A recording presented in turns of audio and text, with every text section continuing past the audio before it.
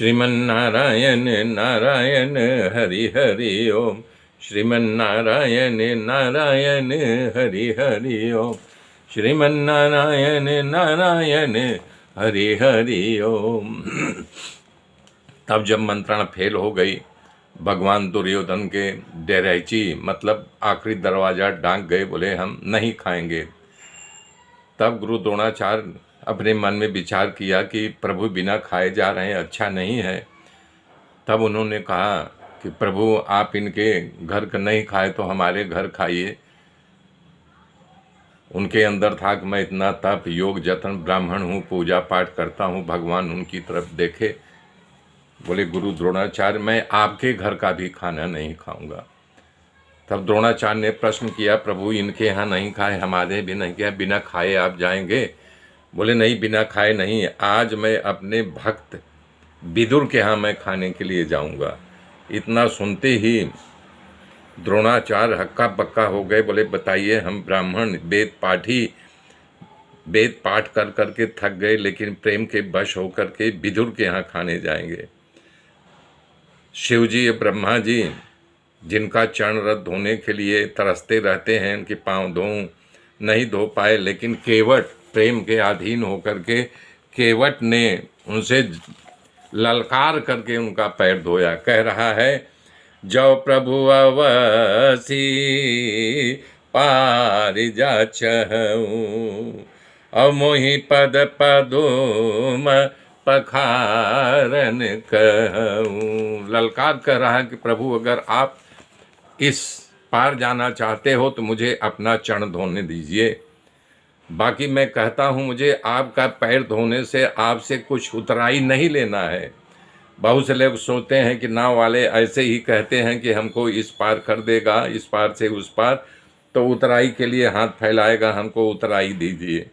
लेकिन प्रभु आप चिंता मत कीजिए, मैं कुछ फेर फार नहीं होगा। मैं आपका और आपके पिता का सौगंध खा के कहता हूँ। कह रहा है, पद कमल धोई चढ़ाई नाऊं, न नाथ उतराई चहूं। मोहि राम राउरियान दशरथ सपत सब साचियों को। हे राम, आपका चरण धोने का दो कारण है। मुझे आपके चरण में शंका है, क्योंकि आपका एक बार चरण पत्थर को छू दिया तो वो जो है नारी हो गई। अब तरनी मुनि घरनी होई जाई, ये तो लकड़ी है। और लकड़ी में जब पत्थर की नारी बन गई तो लकड़ी हो सकता है, तो मैं कहाँ से खिलाऊंगे? एक तो मैं अछूत हूँ, मेरा छुआ हो कोई खाता नहीं, और मैं कहाँ से पालन पोषण करूँगा? यही एक सहारा है नाव।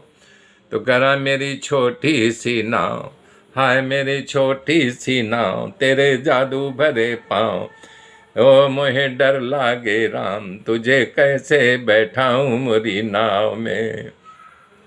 हे प्यारे राम, तुझे कैसे बैठाऊं मोरे नाव में।